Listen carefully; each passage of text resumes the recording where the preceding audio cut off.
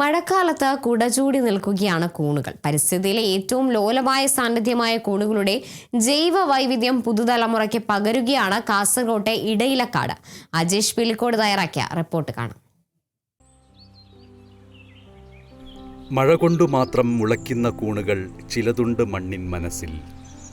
ഈ വരികൾ സത്യമാണ് എന്ന് തെളിയിക്കുന്നതാണ് കാസർഗോഡ് തൃക്കരിപ്പൂരിലെ ഇടയിലക്കാട് കാവ്.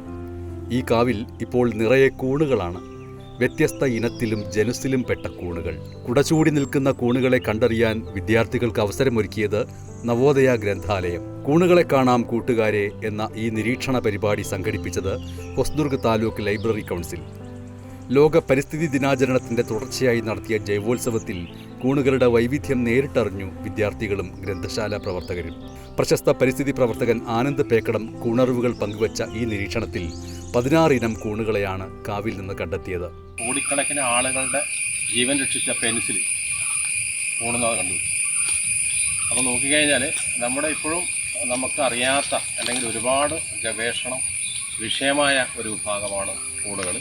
ചീഞ്ഞ ഇലകളെയും മര അടികളെയും ആശ്രയിച്ച് മുളച്ചു പൊങ്ങുന്ന മഴയുടെ മക്കളാണ് കൂണുകളെന്ന് കൂണുകാണൽ ഉദ്ഘാടനം ചെയ്ത പരിസ്ഥിതി പ്രവർത്തകൻ ആനന്ദ് പേക്കടം പറഞ്ഞു.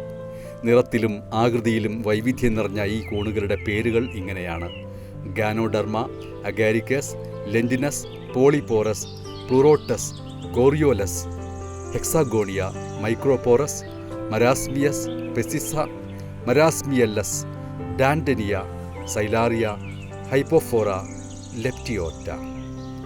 പരിസ്ഥിതി പ്രവർത്തകരായ Krishnadas Paleri, K V Krishnaprasad Vaidyar, Hosdurg taluk library council secretary P Venugopalan എന്നിവർ കൂണുകളെക്കുറിച്ച് ക്ലാസ് എടുത്തു.